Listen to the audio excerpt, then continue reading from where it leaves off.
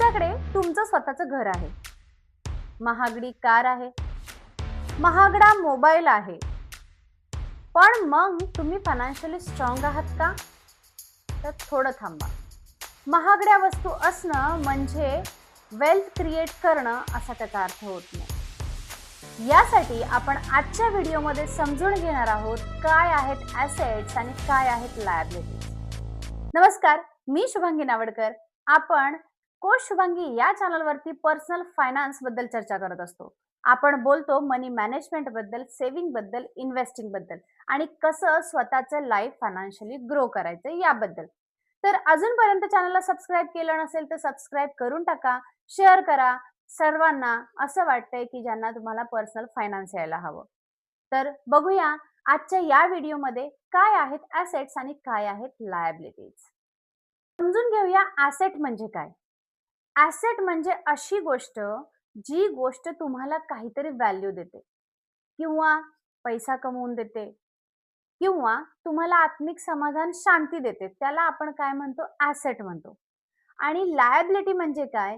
की ज्या गोष्टींचा खर्च दिवसेंदिवस आपल्याला परवडत नाही किंवा तो खर्च वाढत जातो किंवा ॲसेट म्हणजे जी गोष्ट आपल्याला पैसा देते आणि लायबिलिटी म्हणजे जी गोष्ट आपल्याकडून पैसा घेते. तर याच्यासाठी आपण समजून घेणार आहोत की कोणकोणते असे ॲसेट्स आहेत. मग ॲसेट तुमचं एखादं रेंटल घर असू शकतं, तुमचा एखादा फ्लॅट असू शकतो, तुमची रिअल इस्टेट प्रॉपर्टी असू शकते जी तुम्हाला पैसा देते किंवा तुम्हाला त्याची व्हॅल्यू प्रोव्हाईड करते किंवा तुमची कार आहे की जी तुम्ही रेंटल पाठवता किंवा कुठे बाहेर टुरिस्टसाठी पाठवता. तर अशा गोष्टी आहेत त्या ॲसेटमध्ये येतात. आता नॉन ॲसेट किंवा लायबिलिटीज काय आहेत? तर लायबिलिटीज म्हणजे तुमचा फोन आहे. तो कितीही महागडा असू द्या, 1.5 लाखाचा जरी फोन असला तरी तो लायबिलिटी आहे, कारण तो आपल्याला आउटपुट देत नाही. पण जर तुम्ही कंटेंट क्रिएटर असाल, तुम्हाला त्याची गरजच पडत असेल की फोनमुळे तुमच्या बऱ्याचशा गोष्टी ईझी होत असतील, तर तो तुमचा ॲसेट ठरू शकतो. अदरवाईज मोबाईल ही एक लायबिलिटी आहे. घर, तुम्ही घर बांधलंय, इट्स ओके. पण जर तुम्हाला ई-एम-आय काढून तुम्ही घर बांधलेलं आहे, तुम्हाला त्याचे खूप मोठे लोन तुम्हाला द्यावा लागत आहे, तर तो एक तुमचा लायबिलिटी ठरू शकतो. पण याला ॲसेटमध्ये कन्व्हर्ट करण्यासाठी आपण काय करतो, तर आपण त्याच्यासाठी होम लोन घेतो.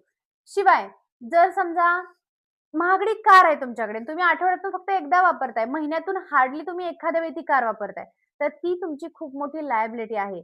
कारण कारचा खर्च, मेंटेनन्स या सगळ्या गोष्टी वाढत जातात आणि वेळोवेळी तुम्हाला कारचा मेंटेनन्स बघावा लागतो आणि हा खर्च तुम्ही स्वतःकडून घालत असता.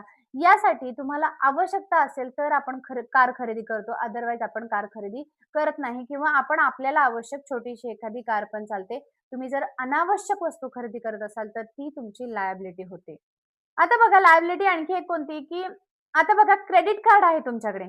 पण क्रेडिट कार्डवर पैसे मिळतात किंवा क्रेडिट कार्डवर ईझी लोन मिळतं म्हणून आपण काही वस्तू खरेदी करतो. पण ही एक तुमची खूप मोठी लायबिलिटी लक्षात घ्या. कारण आवश्यकता असेल तेव्हा एखादी वस्तू खरेदी करणं इट्स ओके. पण आपण क्रेडिट कार्डवर लोन मिळते, आपण वस्तू खरेदी करतो आणि स्वतःची लाईफस्टाईल वाढवण्याचा प्रयत्न करतो, उंचावण्याचा प्रयत्न करतो. तर ही एक तुमची खूप मोठी लायबिलिटी आहे. घर झालं, कार झालं. आता गोल्ड. प्रत्येकाकडे सोन्याच्या वस्तू असतात. प्रत्येकाकडे सोन्याचे हार असतील, काही असेल ते असेल, असतं. पण जोपर्यंत ते घरात पडून आहे, तोपर्यंत ती एक लायबिलिटी आहे, की तुम्ही ते आणलं आणि पडून ठेवलं. त्याचं अप्रिसिएशन होतं, ही वेगळी गोष्ट आहे, की गोल्डची जशी व्हॅल्यू वाढेल, तसं तुमचा पैसा वाढणार आहे, हे नक्की. पण तेच तुम्ही जेव्हा हे गोल्ड जेव्हा ॲसेट म्हणून वापरता, तेव्हा त्याचा जास्त फायदा होतो. म्हणजे तेव्हा जेव्हा तुम्ही गोल्ड लोनवर ठेवाल, तिथून 7% 8% नी लोन तुम्ही घ्याल आणि पुन्हा एकदा तुम्ही रिअल इस्टेट प्रॉपर्टी घेताय. असं जेव्हा सर्क्युलेशन तुम्ही करता, तेव्हा गोल्ड हे तुमच्यासाठी खूप मोठं ॲसेट असू शकतं.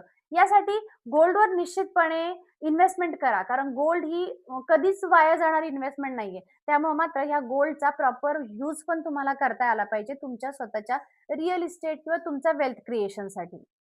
पुन्हा एकदा आपण व्यवस्थित समजून घेऊ, की वेल्दी माइंडसेट काय असतं ते. आता बघा, जेव्हा मी एखादं घर घेतेय, तेव्हा मी हा विचार करून घेतेय, की हा घर मला रेंटवर टाकायचं आहे किंवा हे घर मी Airbnbवर चढवणार आहे आणि त्यातून मला काहीतरी इन्कम जनरेट होणार आहे. कारण बऱ्याच वेळा बऱ्याच यूट्यूबर्सचे हे डिबेट असतं, की घर असावं की घर नसावं. घर असावं असं मलाही वाटतं. कारण आपल्याला जो मेंटल कामनेस, शांती आणि मला जे हवं ते मी करू शकतो, हे सगळं ॲटिट्यूड स्वतःच्या घरात येतं, की जेणेकरून आपल्याला इतरांचा काहीही त्रास होत नाही आणि at the end of the day तुम्ही दिवसभर कितीही हसल कराल, तुम्ही कितीही मेहनत करा, पण at end of the day आपल्याला एक मेंटल पीस हवा असतो, शांती हवी असते, ती जी आपल्या घरात मिळते. मग यासाठी कसं असतं, बाहेर समजा आपण रेंटल प्रॉपर्टी घेतो. इट्स ओके की आपण रेंटल प्रॉपर्टी घेतो. पण होतं काय माहिती का, रेंटल प्रॉपर्टीमध्ये सुद्धा खूप इश्यूज असतात. म्हणजे कधी-कधी तिथला मेंटेनन्स चार्ज खूप असतो. मेंटेनन्स आपल्या स्वतःला करावा लागतो. याशिवाय तिथं काहीतरी वाईट घटना घडलेल्या असू शकतात. त्यामुळं कधी-कधी या रेंटल प्रॉपर्टीचा सुद्धा निगेटिव्ह ऑरा तयार होतो आणि मग तिथं आपण गेल्यानंतर आपल्याला तितकीशी ग्रोथ दिसत नाही. कारण ज्या घरात माणसांना चांगलं वाटतं, शक्यतो ते घर माणूस कोणी बदलत नाही. वर्षानुवर्षे त्याच घरात राहतं. बरोबर ना? जिथे ग्रोथ दिसते तुम्हाला, पॉझिटिव्ह ऑरा दिसतोय, तुम्ही खूप छान राहताय. तर असं घर आपण बदलत नाही शक्यतो. पण जेव्हा रेंटल आपण पण रेंटवर सारखं घरं बदलत राहतो ना, त्यामुळं तिथल्या माणसांचं जे काही ऑरा असतो, तो त्या घरात राहिलेला असतो. कदाचित भांडणं असतील, कदाचित त्यांचे एकमेकांचे इश्यूज असतील, कॉन्फ्लिक्ट असतील काहीतरी. मग ते त्या घरामध्ये तसेच राहतात. कारण वास्तू सुद्धा एक जिवंत म्हणतो ना आपण ॲब्सॉर्प्शन आहे. वास्तू ॲब्सॉर्ब करत असते सगळ्या गोष्टी.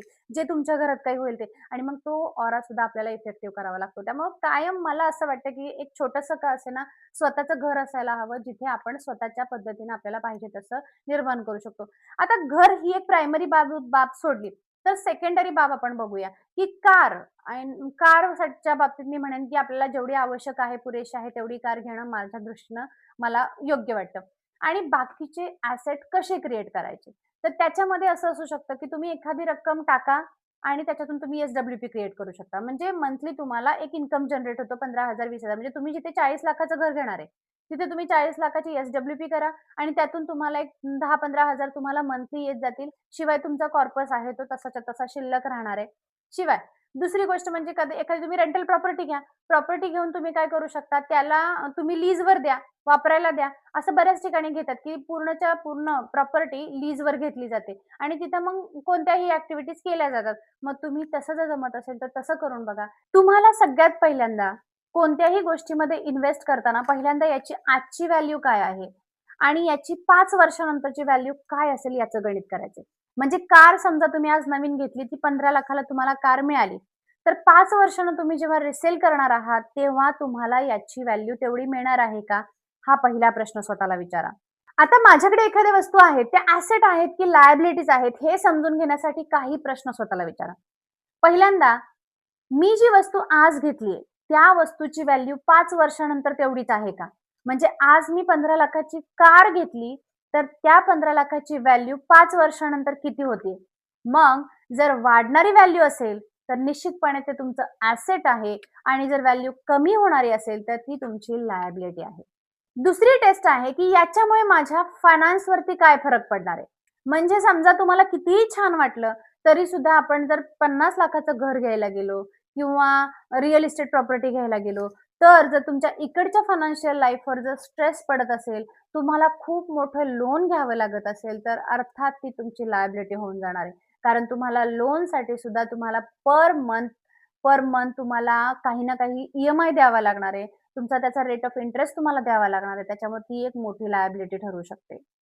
तिसरा प्रश्न आहे, की ही जी ॲसेट आहे किंवा ही जी वस्तू आहे, ती माझे फायनान्शियल गोल्स अचीव्ह करतेय का? की जे मला हवंय ते मला मिळतंय का? सॅटिस्फॅक्शन मिळतंय का? या गोष्टी जाणून घेणं गरजेचं आहे. आणि चौथा जो प्रश्न विचारायचा तो असा, मला माझ्या खिशातून किती पैसा द्यावा लागणार आहे?